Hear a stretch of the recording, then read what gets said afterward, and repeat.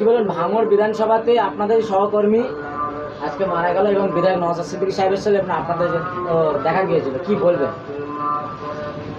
এই যে ভদ্রলোক মারা গেলেন, পাড়া সম্পর্কে আমার চাচা হয় এবং ইনি আইএসএফ দল তৈরি হওয়ার পর থেকে কন্টিনিউয়াসলি ইনি প্রত্যেকটা প্রোগ্রামে অংশগ্রহণ করতেন।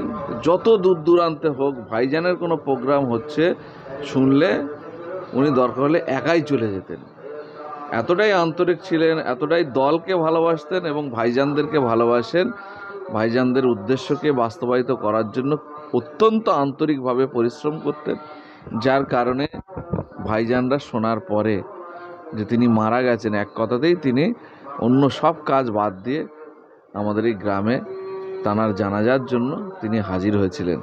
তিনি কর্মী সমর্থকদের প্রতি ভাইজান এতটাই যে আন্তরিক, এটা তার প্রমাণ যে একটা বুথ স্তরের সাধারণ কর্মীও যদি কোনোভাবে মারা যায় বা আহত হয়, তিনি তার খবর নেন, সেখানে হাজির হন এবং তাদের পরিবারের প্রতি সমবেদনা। এবং সবথেকে বড় কথা, আজকে জানা যায় উনি বলেছেন যে এই ব্যক্তি মারা গেলেন, এনার যদি কোনো দেনা বা কারো কাছে কোনো কিছু নিয়ে থাকে বা সেই ব্যক্তির কাছে কেউ যদি কোনো পাওনা কিছু পায়, তানার পরিবার আছে আর আমি ভাইজান সবার মধ্যে আমি দায়িত্ব নিচ্ছি, যদি তারা পরিবার না পারে আমি মিটিয়ে দেব। এই যে আন্তরিক কর্মীদের প্রতি, সমর্থকদের প্রতি, পার্টি মেম্বারদের প্রতি যে এই ভালোবাসা, আন্তরিকতা, এটা খুব বিরল ঘটনা। এটা অন্য অন্য রাজনৈতিক দলে সাধারণত দেখা যায় না, যার কারণে আইএসএফের প্রতি সাধারণ গরিব মানুষের আন্তরিকতা, ভালোবাসা এতটা বেশি। ভাঙড়ের রাজ্জাক খান খুন হলেন, সওগাত মোল্লা বলছেন আমরা যদি মনে করতাম নওশাদ সিদ্দিকীর নামটা আমরা জড়িয়ে দিতাম, কি বলবো? এখানে দুটো ব্যাপার। ওনার কথা দিয়েই প্রমাণিত যে প্রশাসনকে তাহলে ওনারা পরিচালিত করেন, অর্থাৎ ওনাদের কথাতেই পুলিশ প্রশাসন চলে, যেভাবে কেস সাজাতে বলে সেইভাবে সাজায়।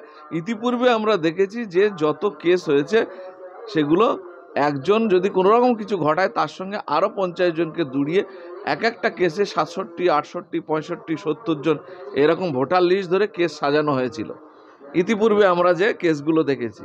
এই ক্ষেত্রে একমাত্র ব্যতিক্রম, এই কেসে সেইভাবে যুক্ত করতে কাউকে পারেনি মিথ্যাভাবে।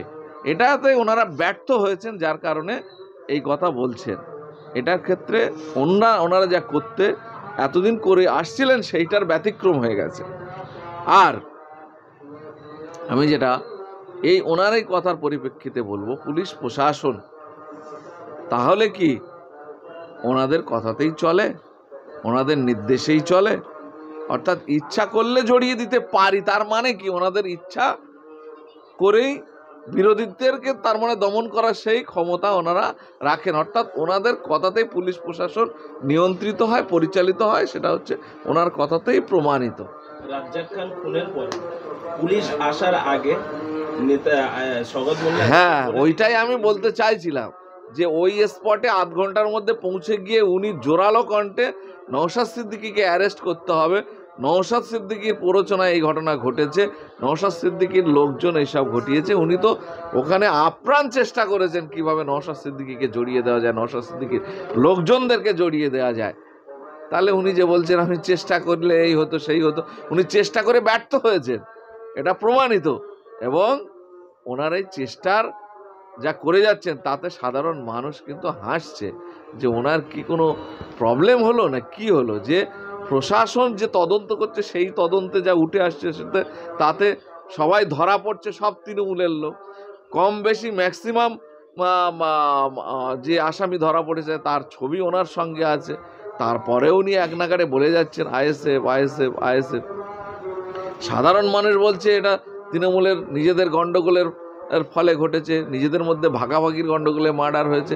তার পরিবার থেকে বলছে যে নিজের দলের লোক আমার ভাইকে মার্ডার করেছে।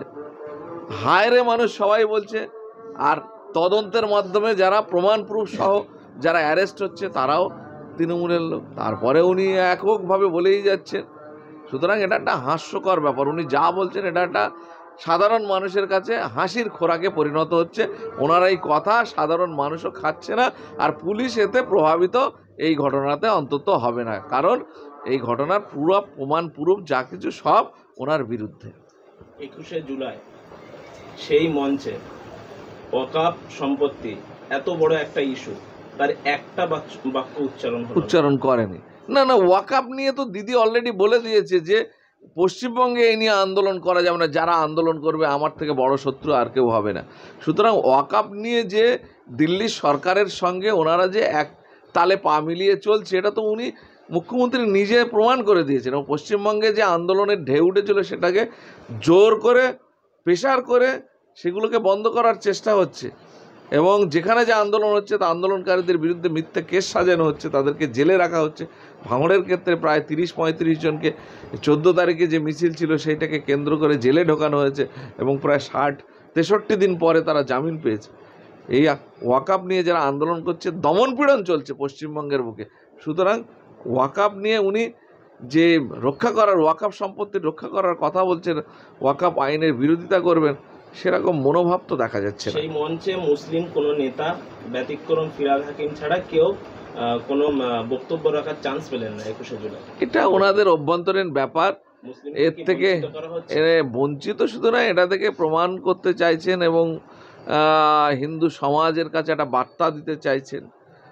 এবং কি বলবো, এটা নিয়ে আমি খুব বেশি কিছু বলবো না, কারণ ওদের রাজনৈতিক উদ্দেশ্য কি অভিসন্ধি আছে, আগামী দিনে মুসলিম সম্প্রদায়কে তারা খালি দেখা করে তাদেরকে বিভিন্ন রকম প্রলোভন দেখিয়ে তাদেরকে সন্তুষ্ট করে নিজেদের কাছে রাখার চেষ্টা।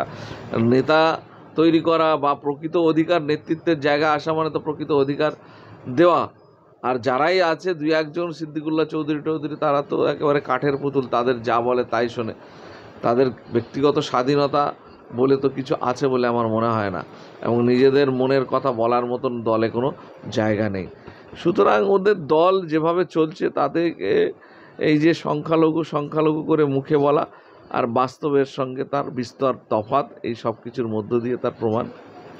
শওকত মোল্লা ভাঙড়ে সাংবাদিক সম্মেলন করছে, সেখানে একেবারে কিছু ধরনের মিডিয়াদেরকে হুমকি দিচ্ছে এবং তাদের কর্মীদেরকে বলছে ইনাদের বিরুদ্ধে লড়াই রাখতে হবে, না হলে আমাদের আগামী দিন কঠিন হয়ে পড়তে হবে বিরুদ্ধে। সত্য ঘটনা যারা তুলে ধরছে তাদেরকে উনি আক্রমণ করছেন, সত্যকে ভয় পাচ্ছেন, সত্যের কাছে ওদের মাথা এই মুহূর্তে নত হয়ে যাচ্ছে। সত্য ঘটনা সোশ্যাল মিডিয়াগুলো দেখাচ্ছে, তাতে ওরা লজ্জিত, অপমানিত, সাধারণ মানুষের কাছে ওরা এক্সপোজ হয়ে যাচ্ছে। ওদের প্রকৃত চরিত্র, ভিতরে যে মানে কি বলবো রক্ত পিপাসু যে মানসিকতা, এই যে নিজের দলের লোকের রক্তে হাত ধুচ্ছে, এইটা যখন প্রকাশ হয়ে যাচ্ছে তখন মিডিয়ার উপরে রাগটা এসে পড়ছে। মিডিয়া কেন দেখাচ্ছে? আমরা যতই কুকম্ম অপকম্ম করে বেড়াই না কেন, মিডিয়া কেন দেখাবে? যার কারণে মিডিয়ার উপরে রাগটা এসে পড়ছে। কি বলবেন যেভাবে মিডিয়াদের উপরে এইভাবে আক্রমণ? এটা তো অগণতান্ত্রিক। মিডিয়াদের কণ্ঠ রোধ করার চেষ্টা, অর্থাৎ সংবাদ মাধ্যম যে একটা কি বলবো সত্যের অন্যতম একটা পিলার, সেটাকে ধ্বংস করার অপপ্রচেষ্টা চলছে এবং তাদেরকে নিয়ন্ত্রণ করার চেষ্টা করছে, তাদের কণ্ঠরোধ করার চেষ্টা হচ্ছে এবং নিজের পক্ষে চালানোর চেষ্টা হচ্ছে। অর্থাৎ তৃণমূল কংগ্রেসের অপকর্মগুলোকে ভালোভাবে সমাজে চালিয়ে দিতে হবে, সেই কাজ যদি না করো তুমি আমার শত্রু হিসাবে চিহ্নিত করছে। সাকসারে এখন একটা মিডিয়া বাড়ি ঢুকতে পারছে না, এবং এই ন্যায্য খবর করার জন্য রাজ্জাক খুনের পরে টিএমসি নেতা গ্রেপ্তার হওয়ার পরে সেই খবর করার জন্য এখনো সেই এলাকাতে ঢুকতে পারছে না। শওকত মোল্লার অনুগামীরা তাদেরকে ঠেট দিচ্ছে, কি বলবেন? এটা তো শওকত মোল্লার অনুগামীরা কাছে, শওকত মোল্লার নিজে থ্রেট দিচ্ছে। অনেক জায়গায় অনেক সাংবাদিক আমাদের কাছে বলছে তারাও অনেকটা সাবধানে চলতে তাদেরকে হচ্ছে। সুতরাং এই মানে দমন পীড়ন অত্যাচার যেটা চলছে কন্টিনিউয়াসলি, সেই মানে তৃণমূলের কি বলবো প্রতিষ্ঠার লগ্ন থেকে এই ওদের এতে ওরা চলছে, এই প্র্যাকটিস ওরা চালিয়ে যাচ্ছে। ওদের বিরুদ্ধে যারা বলবে তাদের উপরে মারধর, লুটপাট, ঘরবাড়ি ভাঙচুর, বিশেষ করে যারা বিরোধী রাজনীতি করে তাদের তো একেবারে মানে নিঃশেষ করে দেওয়ার একটা চক্রান্ত, আর পুলিশ প্রশাসনকে সঙ্গে নিয়েই এটা করার চেষ্টা করছে। তো যে সাংবাদিকের উপরে এই ধরনের ঘটনা ঘটছে, আমাদের এই মুহূর্তে আমার কাছে খবর নেই, যদি খবর পাই সে যদি আমাদের সাহায্য চায় আমরা নিশ্চয়ই আইনগতভাবে তার পাশে থাকার চেষ্টা করব। আর কি আর বলবো, এই নৈরাজ্যের রাজিত্ব যে কায়েম করে চলেছে এটা জনগণই পারে এর থেকে সাধারণ মানুষকে মুক্তি দিতে। সাধারণ মানুষকেই এগিয়ে আসতে হবে, ঐক্যবদ্ধ হতে হবে এবং অন্যায়ের বিরুদ্ধে রুখে দাঁড়াতে হবে স্বতঃস্ফূর্তভাবে। তবে অন্যায়কারীরা মুখ ঢেকে লুকাবে, নইলে সম্ভব নয়। আইএসএফকে বারংবার একবারে মানুষের পাশে দাঁড়াতে দেখা যায়।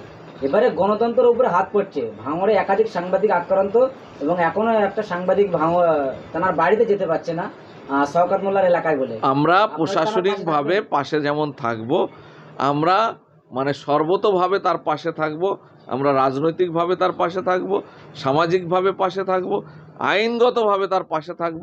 প্রয়োজনে বৃহত্তর আন্দোলন গড়ে তোলার পরিকল্পনা আমরা নেব।